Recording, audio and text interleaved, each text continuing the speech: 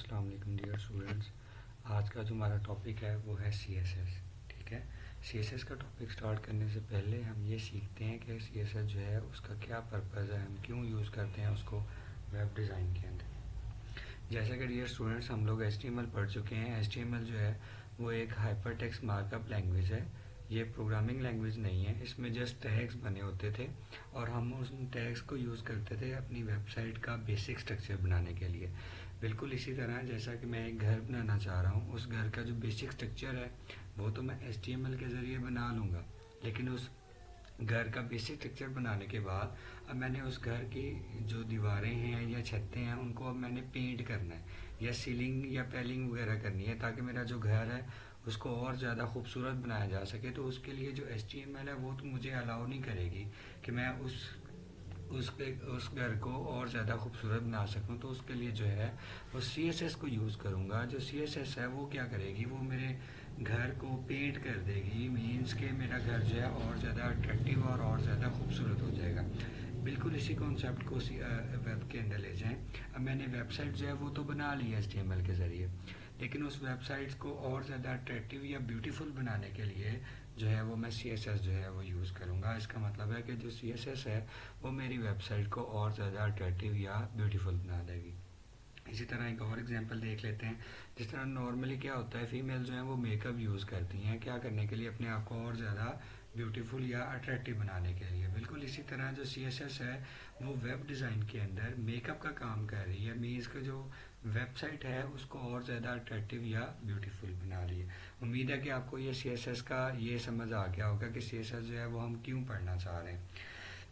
इसी तरह अगर हम आगे चलें तो जो CSS है वो बेसिकली CSS को CSS भी कहते हैं और CSS3 भी कहते हैं। अभी हम देखते हैं कि CSS3 क्यों कहते हैं। CSS जो है वो बेसिकली एब्रीवेशन है कैस्केडिंग स्टाइल शीट की। ये एक लैंग्वेज है जो हमारी वेबसाइट को क्या करती है, उसकी फॉर्मेटिंग को या उसकी लुक को और ज़्यादा अट्रैक्टिव बना देती है। ठीक है, लेकिन उसके लिए कंडीशन ये है कि वो जो वेबसाइट है वो हमारी मार्कअप लैंग्वेज के अंदर लिखी गई हो। और मार्कअप लैंग्वेज हमने कौन सी पढ़ी है, वो हमने HTML पढ़ी है। HTML जो है वो बेसिकली क्या है, एक मार्कअप लैंग्वेज है। और HTML के अंदर हमने देखा था कि टैग्स बने होते थे, जैसा कि आपको स्क्रीन के ऊपर नज़र आ रहा है। ये H1 जो है वो एक टैग है, हेडिंग 1 का टैग है, और उसमें दो चीज़ें हैं, अलाइन, सेंटर। अलाइन जो है वो उस टैग H1 टैग की का एट्रीब्यूट है, और जो सेंटर है वो H1 टैग की एट्रीब्यूट की वैल्यू है। ठीक है, अब ये क्या कर देगा, ये जो दिस इज हेडिंग 1 है वो H1 अलाइन सेंटर से ये होगा कि इस हेडिंग 1 को सेंटर में कर दिया जाएगा। बिल्कुल इसी तरह जो हम CSS पढ़ने जा रहे हैं उसमें अब क्या होगा, अब उसमें टैग्स तो होंगे नहीं HTML की तरह, बल्कि उसके अंदर CSS के अंदर प्रॉपर्टीज़ होंगी। और आपने ये बात हमेशा याद रखनी है कि वो पहले से डिफाइंड होंगी।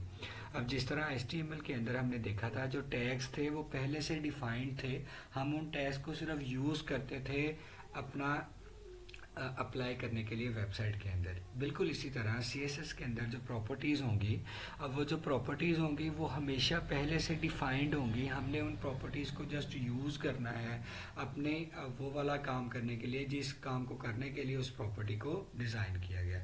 तो उम्मीद है कि आपको ये वाला कॉन्सेप्ट अच्छी तरह क्लियर हो गया होगा। इसी तरह अगर हम नेक्स्ट मूव करें तो HTML जो थी वो एक प्रोग्रामिंग लैंग्वेज नहीं है। बिल्कुल इसी तरह जो CSS है वो भी एक प्रोग्रामिंग लैंग्वेज नहीं है। अब प्रोग्रामिंग लैंग्वेज कौन सी होती हैं, ऐसी लैंग्वेजेस होती हैं जिनमें कंडीशंस, लूप्स, फंक्शंस, अरेज वगैरह होते हैं। बिल्कुल इसी तरह अब CSS के अंदर हमने कोई कंडीशन, कोई इफ़ कंडीशन, कोई लूप्स, कोई फंक्शंस नहीं पढ़ने, हमने जस्ट प्रॉपर्टीज़ पढ़नी है। और वो प्रॉपर्टीज़ क्या करेंगी, वो प्रॉपर्टीज़ जो हैं वो हमारी वेबसाइट को और ज़्यादा अट्रैक्टिव और ख़ूबसूरत बनाएंगी। ठीक है, और इसका जो मेन पर्पज़ है वो मेन पर्पज़ है अपनी वेबसाइट्स का इंटरफेस जो है वो डिज़ाइन करना। इंटरफेस किसको कहते हैं, इंटरफेस हम उसको कहते हैं जो हमें वेबसाइट्स के अंदर जो मेन्यूज़, जो आइकॉन्स और इस तरह की जितनी चीज़ें हमें नज़र आ रही हैं फ्रंट एंड के ऊपर, वो जो है वो सारी की सारी CSS के ज़रिए जो है वो डिज़ाइन की जाती है। और आपको ये बता दूं कि जो CSS है वो बेसिकली फ्रंट एंड का जो इंटरफेस है उसको डिज़ाइन करने के लिए यूज़ की जाती है। बैकएंड का CSS के साथ कोई लिंक नहीं है, उसके लिए PHP या ASP.NET जो हम इंशाल्लाह आगे चल के पढ़ेंगे, ये वाली लैंग्वेजेस जो हैं वो बैकएंड को डील करने के लिए यूज़ की जाती है। इसी तरह अगर हम थोड़ा सा इसकी हिस्ट्री को डिस्कस करें तो जो W3C है वो अदारा है जो वेबसाइट के स्टैंडर्ड्स बनाता है। W3C क्या है? World wide web consortium. ये वो अदारा है जो वेबसाइट के स्टैंडर्ड्स को जो है वो डेवलप करता है। अब इसने CSS का जो पहला वर्जन था वो 1996 में रिलीज़ किया था। इसी तरह CSS का जो सेकंड वर्जन था जिसको 2.0 का नाम दिया गया वो 2010 में आया।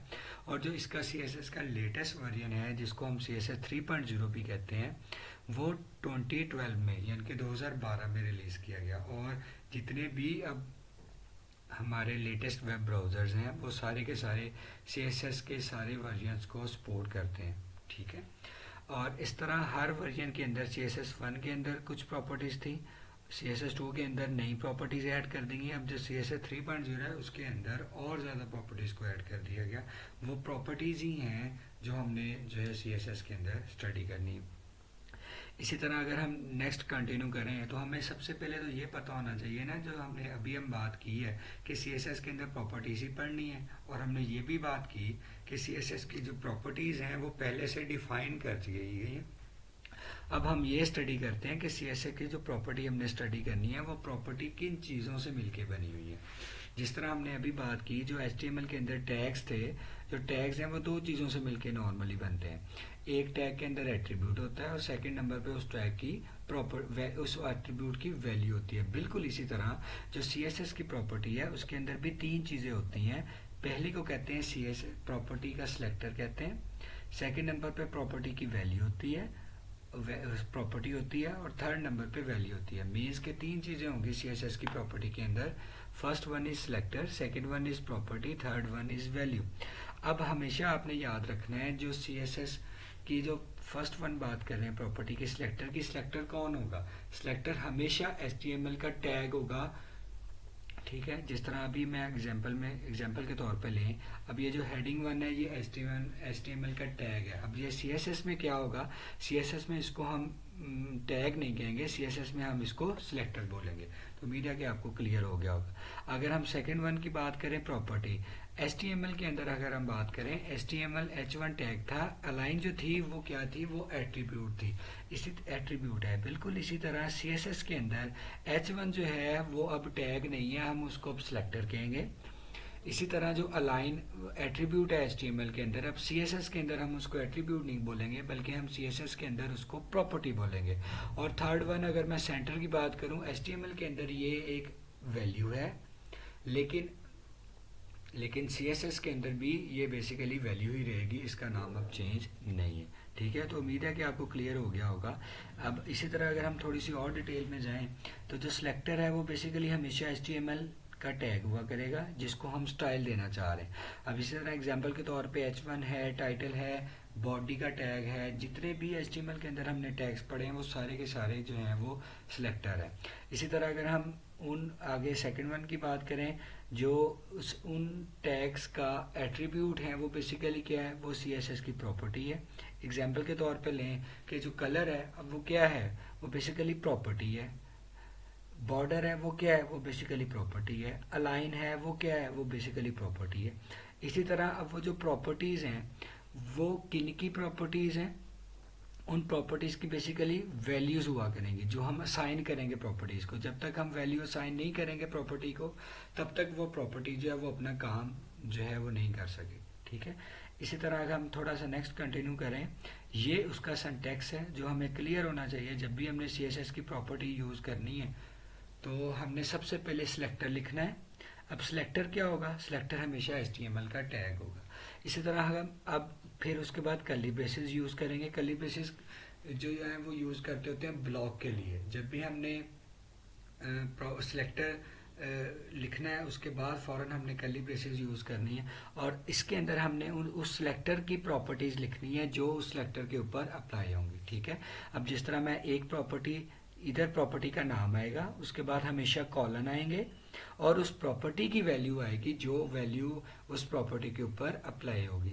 इसी तरह जब एक प्रॉपर्टी कंप्लीट हो जाएगी हमने सेमी कॉलन लगाना है ताकि उसकी सेपरेशन की जा सके दूसरी प्रॉपर्टी की वैल्यू के साथ। इसी तरह मैं अब प्रॉपर्टी 2 लिखता हूँ, कॉलन लिखता हूँ, वैल्यू 2 लिखता हूँ, सेमी कॉलन लिखता हूँ, इसी तरह सो ऑन। अब इस चीज़ को हम थोड़ा सा क्लियर करते हैं। ये देखें जिस तरह मैंने अब नेक्स्ट डायग्राम में दिखाया हुआ है, H1 जो है वो एक सिलेक्टर है, करली ब्रेसेस है। अब मैं उसका कलर येलो करना चाहता हूँ तो कलर जो है वो प्रॉपर्टी है, येलो जो है वो उसकी वैल्यू है। इसी तरह अब जब मैंने एक प्रॉपर्टी को कंप्लीट कर लिया तो मैंने दरमियान में सेमीकोलन लगा दिया। अब मैं उसका फॉन्ट साइज भी इंक्रीज करना चाह रहा हूँ हेडिंग 1 का, तो ये हेडिंग 1 की ही प्रॉपर्टी है तो उसके लिए फिर मैं इधर सेमीकोलन लगाऊंगा। अब कर्ली ब्रेसेस और नहीं लगाऊंगा। कर्ली ब्रेसेस जो है वो तब और आएंगे जब मैं एक नए सिलेक्टर के साथ नई प्रॉपर्टी लिखूंगा। अब ये तो इसी सिलेक्टर के साथ प्रॉपर्टी लिखी जा रही है तो इसलिए अब मैंने सेमीकोलन लगा दिया। आगे फॉन्ट साइज उस प्रॉपर्टी का नाम है जो मैं हेडिंग 1 के साथ असाइन करना चाह रहा हूँ या अप्लाई करना चाह रहा हूँ। इसी तरह 11px क्या है, 11px उस प्रॉपर्टी की वैल्यू है फॉन्ट साइज की, कि मैं इसका जो साइज है वो 11 पिक्सल रखना चाह रहा हूँ। अब ये जो है कितनी प्रॉपर्टीज होती हैं, उनकी कौन कौन सी वैल्यूज होती हैं, ये तो इंशाल्लाह हम साथ साथ अब आगे डिस्कस करेंगे। अभी जो हमने पढ़ा है उसको हम रिवाइज कर लेते हैं थोड़ा सा, कि CSS के अंदर प्रॉपर्टीज होंगी, उन प्रॉपर्टी में 3 एलिमेंट हुआ करेंगे, सिलेक्टर, प्रॉपर्टी और उसकी वैल्यू। सिलेक्टर हमेशा HTML का टैग हुआ करेगा, जो प्रॉपर्टी है वो नाम है और जो आगे थर्ड नंबर पे उसकी हमेशा वैल्यू आया करेगी। और एक सेलेक्टर के साथ एक प्रॉपर्टी भी कम से कम अप्लाई की जा सकती है और एक सेलेक्टर के साथ एक से ज़्यादा प्रॉपर्टीज़ भी अप्लाई की जा सकती हैं। तो उम्मीद है कि आपको ये क्लियर हो गया होगा। और एक बात ये भी आपको क्लियर होनी चाहिए कि CSS के अंदर जितने भी HTML के टैग्स हैं वो बाय डिफ़ॉल्ट मीन्स कि ऑटोमेटिकली सारे सिलेक्टर्स कहलाते हैं। और अगर आपने अपनी मर्जी से कोई सिलेक्टर बनाना है तो उसको हम फिर नाम देते हैं, आईडी कहते हैं या क्लासेस कहते हैं। अब आईडी और क्लासेस जो है उसको मैं उसका कॉन्सेप्ट थोड़ा सा क्लियर करने के लिए आपको प्रोग्रामिंग की एग्जांपल दे देता हूँ। प्रोग्रामिंग में हम वेरिएबल्स पढ़ते हैं।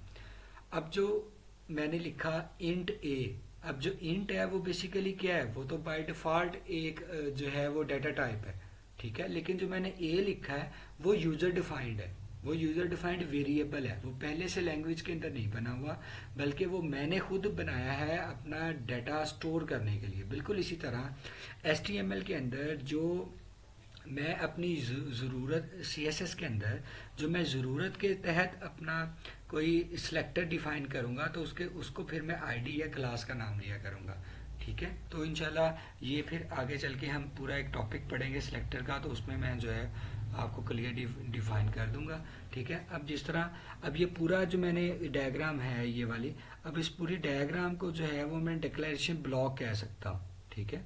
तो डिक्लेरेशन ब्लॉक इसलिए कह सकता हूँ कि ये जो सिलेक्टर है ये H1 है। अब ये जो कर्ली ब्रेसेस के अंदर जितना आ रहा है उस सारे को मैं बेसिकली डिक्लेरेशन ब्लॉक कह रहा हूँ, क्योंकि ब्लॉक उसको कहते हैं जो कर्ली ब्रेसेस के अंदर लिखा जाता है। कर्ली ब्रेसेस के अंदर हम नॉर्मली 2 चीज़ें लिखते हैं, एक उस सिलेक्टर की प्रॉपर्टी हुआ करेगी और साथ में उसकी वैल्यू हुआ करेगी। जैसा कि एग्जाम्पल में जाहिर है कि प्रॉपर्टी नेम हुआ करेगा, वैल्यू हुआ करेगा, और उस वैल्यू को आपने हमेशा याद रखना है कि हमने सेमी कॉलन के साथ उसको सेपरेट लाजमी करना है, क्योंकि अगर तो एक प्रॉपर्टी आपने लिखी है फिर तो सेमी कॉलन लगाने की ज़रूरत नहीं है। लेकिन अगर आपने एक से ज़्यादा प्रॉपर्टीज़ लिखी हुई हैं तो फिर आपके ऊपर ये ज़रूरी है कि आप उसके साथ सेमी कॉलन जो है वो लाजमी यूज़ करें। तो आज के लिए ये जो हमने बेसिक्स हैं वो जो है वो कंप्लीट कर लिए। तो उम्मीद है कि आपको ये जो है टॉपिक क्लियर हो गया होगा। बाकी इंशाल्लाह जो है फिर उसको नेक्स्ट कंटिन्यू करेंगे।